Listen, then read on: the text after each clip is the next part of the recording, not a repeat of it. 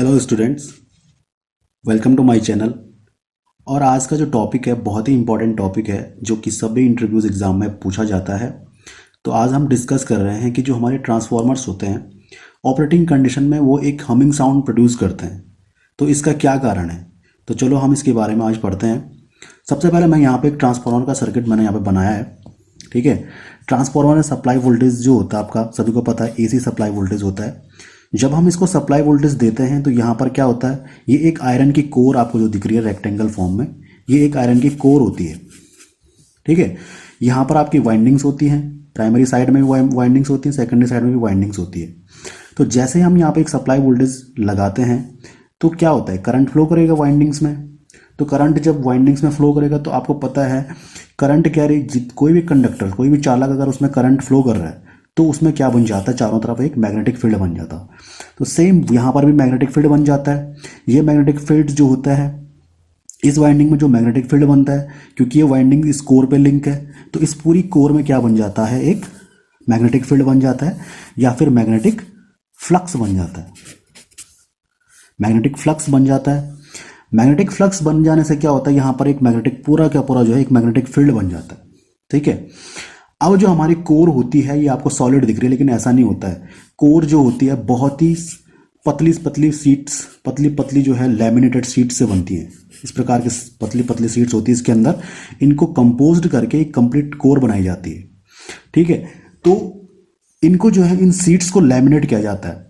ठीक है, लैमिनेटेड किया जाता है। प्रत्येक सीट पे जो है इंसुलेशन दिया जाता है। इंसुलेशन का मतलब ये हो कि ताकि वो एक दूसरे के टच में ना आए, यानी कि उनके बीच जो है करंट जो है आपस में ना आए, इसलिए उनको क्या किया जाता है, करंट एक दूसरे के मतलब उसमें टच में ना आए, इसलिए उनको क्या किया जाता है, लैमिनेट किया जाता है ताकि लॉसेज ना हो, ताकि कोर में जो है किसी भी प्रकार के आयरन लॉसेज ना हो।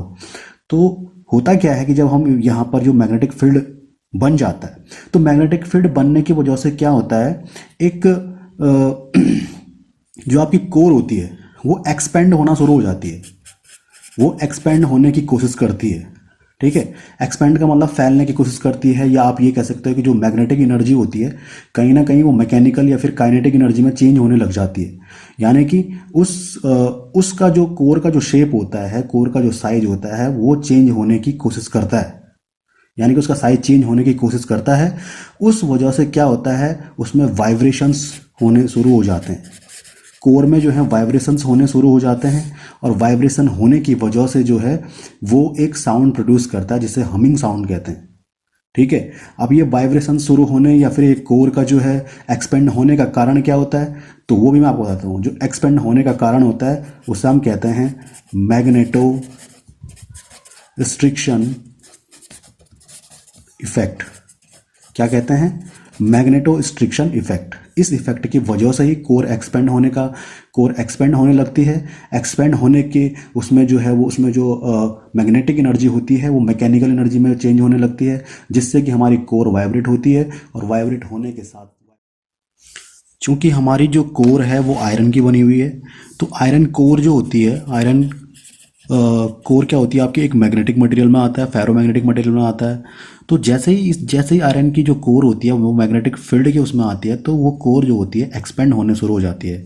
अब कैसे एक्सपेंड होती है, देखो ये एक आयरन की कोर है, इसमें जो डोमेन्स होते हैं वो बिना, जब मैग्नेटिक फील्ड की अपसेंट में, देखो ये इसमें डोमेन्स हैं, ये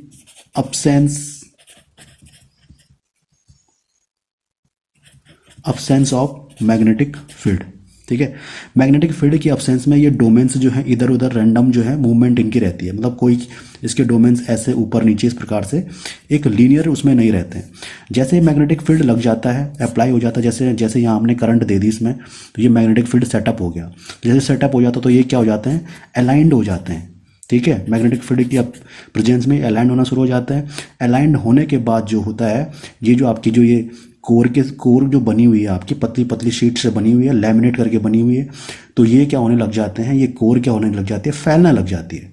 तो फैलने लग जाने से क्या हो जाता है, उसमें उनके बीच जो है वाइब्रेशन शुरू हो जाता है।